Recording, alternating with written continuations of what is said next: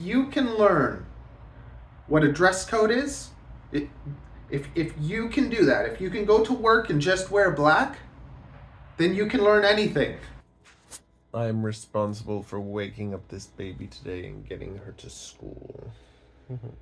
Having a child is the most special, wonderful thing you could ever do. Nothing compares. Today I want to talk to you guys just about being a dad. I was trying to clean up my pills. I have like all my vitamins and stuff out on the cupboard and out on the table, and I wanted to kind of like put them away, do something nice for mama, make her happy, and instead we just ended up squabbling about that. That's what you get. No kind deed goes unpunished. I was like, hey mama, how about every day I try and do something that makes you happy, and you try and do something that makes me happy. That way we're both being nice to each other. And that is... Anyways.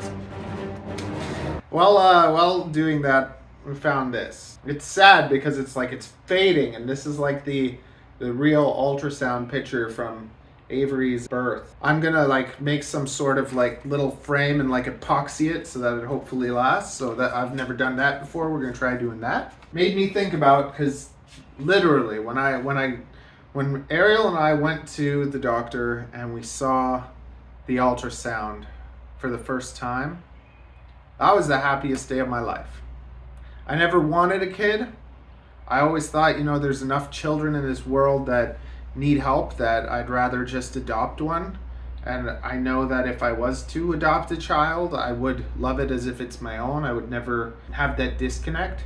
You'd want to have a child that I guess is young enough that they feel like you're their parent, of course. Yeah, there's so many kids in this world that why make another one, right? Yeah, when I saw Avery for the first time, it was just, that was the happiest day of my life. Probably cried. I don't know, I just felt like just talking about that. When Ariel gave birth and Avery came out, like, it was surreal, because it's like you go from just being a normal person to like, okay, I gotta take this thing home and take care of it. It's like you have this little alien that comes home with you and you worry about it, like, oh my god, is it breathing properly? Is it pooing properly? Like, and when it poos, it's like you think that would be a problem, but it's like you're actually proud of it. Like, every time she pooed, I'm just like, oh, you made a nice big one for me. And Taylor Swift came out with that song that was like, oh, look what you made me do. And that turned into, you just made a big poo. I did it all for you. I got good at swaddling. The first 3 months were weird because it just felt like I was useless. Like, then after about 3 months, she started like looking at me and smiling and like, there's my daddy. And I have like the first time that we had like a voice call together, like video call, where she's like smiling at me. And just ever since then, it's been the greatest thing in the world. Like, I love my daughter so much. And being able to be a parent, I think, is such a special, special thing. Yeah, I want to talk about being a parent. Yeah, the most important, let's get a coffee. More parenting advice, since you guys, I don't know, you guys seem to like listening to me talk sometimes, so. Nobody else does, so here we go. Except for you, mother, who watches all my videos. The most important parenting advice I could give anyone is to teach your children. Teaching them protects them. Protecting them doesn't teach them. And I see so many parents, like with wild children, that can't keep them under control because they don't teach them. They threaten them. And threats don't teach. You can't threaten your children, especially if you don't follow through with them. So that's probably one of my biggest pet peeves and biggest mistake that I see parents make. Don't threaten your child. Don't do it. Never threaten your child. If you're going to do something, if you're going to say, okay, I'm going to take that away, then you take it away. And they shouldn't even have phones in the first place. Don't let them play with phones. Don't let them be on the TV all day, because you're teaching them to have no attention span. from the time Avery was little, the only TV she gets to watch is at the end of the day, we'll watch an episode of Batman, or once in a while, we'll watch a movie together. We'll go to the movies.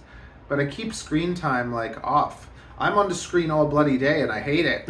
Like, I hate social media.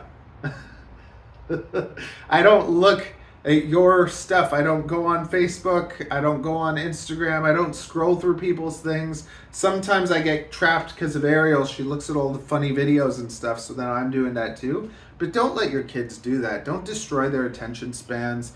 Help them to enjoy life, and try to enjoy life a bit yourself too. Like, one of the best things that we do is going for a walk and just spending an hour, like, go outside, go for a walk, waste the energy, talk to your kid, be their friend, get to know them, tell them things, help them to understand things through your experiences. I've made mistakes. I tell her about those mistakes. I teach her through those mistakes. I don't try to hide anything from her. I tell her, you're going to have feelings, and those feelings are normal. Little kids, they want to start dating and stuff when they're 5 years old, and just teaching them that, that's not going to help you. That's not going to be good for you. And you'll have those feelings, and they're normal, but this is how we deal with them. And keeping that, open line of communication, and that, you can't not do these things. Just don't, and explain why they shouldn't do it. And help them to really understand, so that it's almost like if you're one step ahead of them, and you tell them, if you do this, you're going to fall. And then they know before falling, and sometimes they have to fall. Sometimes they have to learn. But don't stop them from falling. Don't stop them from hurting themselves a little bit every now and then, because pain is a great teacher, Coffee. I put a hot coffee on the table when Avery was tiny, and I told her to go touch it. And I was there supervising all of this, right? It's not like I put an iron in her face or anything like that. But she went up to the coffee, she was gonna grab it, and then, oh, that's hot, right? And then I said, hey, do it again. And then she looked at me and she smiled. She's like, no, I'm not gonna do that. And that lesson taught her to not touch hot coffee, to not touch tea, to leave that stuff on the table and not have to worry about it. That's a lesson that she learned when she couldn't even talk. But she knew. And she never touched anything like that, or knocked over a coffee, or knocked over tea her whole life. And I never, I'd let that stuff be there because I could trust her, and she know because I taught her. Now, if you just keep the kids away and don't encourage them to explore and don't encourage them to learn, one day you're going to go to the bathroom and she's going to knock over that coffee anyways. Or for me, I stuck my hand inside a pot of boiling water and then I had to go to the hospital. And remember back in the 80s, there were the big water bottles, kind of like the big slurps or whatever. You go to Disney World or Wonderland or anywhere and you'd get these giant water jugs. And my hand in a giant water jug full of ice. And I made lots of dumb mistakes. And I did lots of things wrong. And I had two parents that were really good. I had good parents. They weren't my mom was a little overprotective and my dad was a little quiet. But dad's German, Austrian, and my mom's Ecuadorian. So it was the more serious intellectual, and then the more emotional, loving, just wants to bundle you up so that you're warm, but then puts 3 extra layers on you. That's kind of how my mom was. But mom was the one that was always very encouraging. The first time, I never forget learning how to ride a bicycle. My mom made up a song. She held the bicycle and she walked with me, and she's like, I'm having fun in the sun, having fun with my baby. I'm having fun in the sun, having fun with you. And it's just I always remember that. I remember her playing Smash the Cars with me, even though she didn't want to. And I always appreciate that. Kids have energy. You need to waste their energy. You need to take them out for a walk. You need to get out for a walk. You need to breathe air outside and enjoy life a bit, because we get too sedimentary. I can't even say the word, but doing these modern day jobs that require sitting in front of a screen or high stress and all this stuff, and then we come home, want to eat food and watch Netflix. You got to take your kid out, hour walk a day, waste their energy, let them play at the park, have that bonding time, and tell them you love them, tell them you're proud of them. Every single day I tell Avery I love her.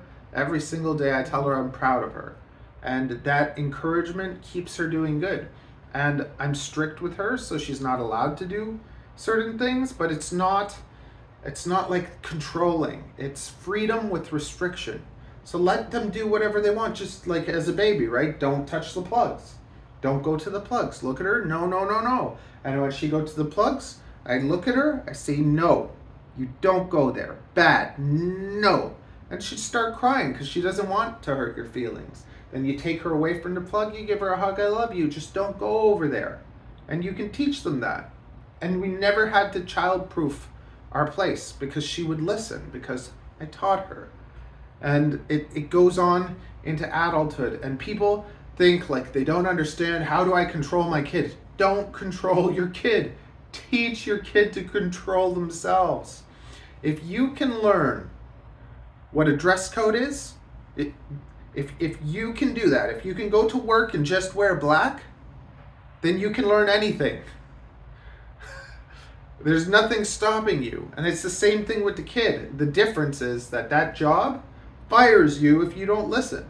So with your children, when you try to teach them something, you need to give them a consequence.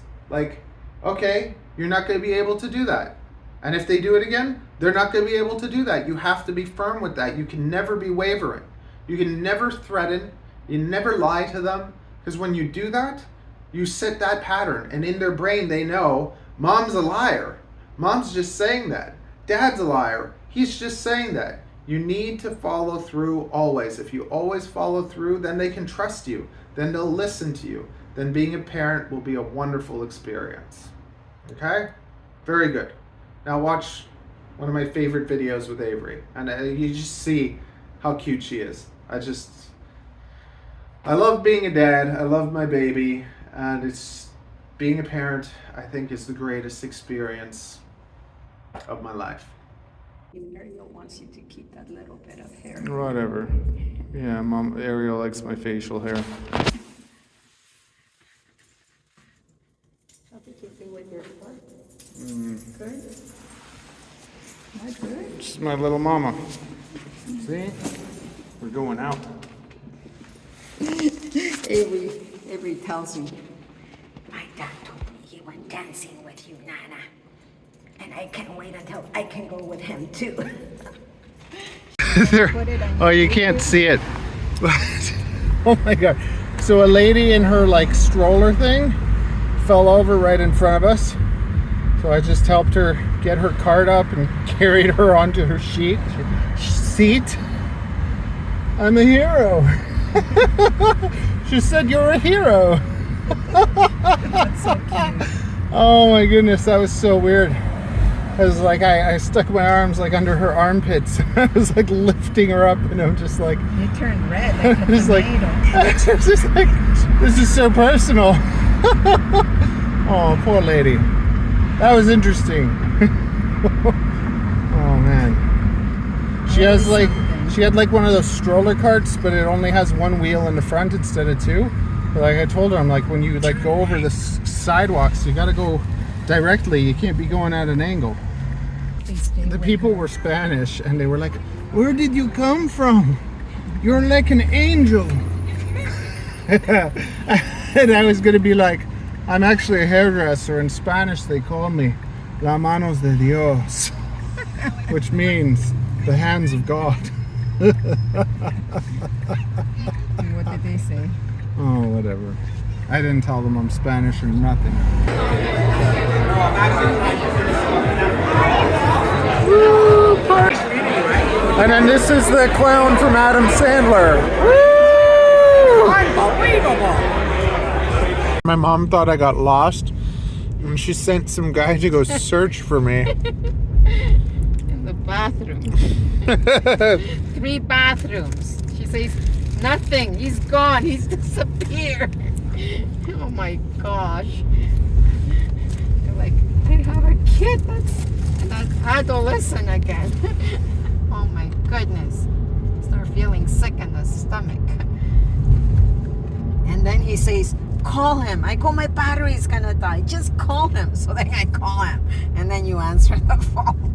And you're in the back room there. And I go, how did he pass us? Like he went to the bathroom. How did he get back there? I didn't see him. He says, I don't know. I didn't see him either. I think we gave him a night to never forget. I was just hanging out in the back. Oh my gosh, I was like sweating and getting all nervous. I'm thinking I lost him. There was this dude that was like pimped out in silver, and I thought for sure he was the silver man. And he said, I'm a lawyer. So then I told him I spent a lot of time in Arrow Road, which is in Newmarket, which is basically where there was like a courthouse. And when I was a kid, I was always getting in trouble for like stuff. So I spent a lot of time in court as a child. Yeah, that was fun. And then we were talking, and then there's this dude and his wife, and they sell fake lawns. So what they do is like, instead of having grass, they put like fake like AstroTurf or whatever on your lawn. In 800 meters, exit right. So then I was telling them like, hey, I could do like commercials for you, like I could do drone videos. So it's like a barter network where you trade services, and I don't want to be trading haircuts. I'd rather be trading drone videos, because haircuts $50-$80, drone videos a couple $1,000. So it's better to trade drone videos. Plus, drone videos, the more you make, the more you post, the more jobs you get. Like, it's just hair too, but it's just, do you want to be getting referrals for $50, or do you want to be getting referrals for $2,000?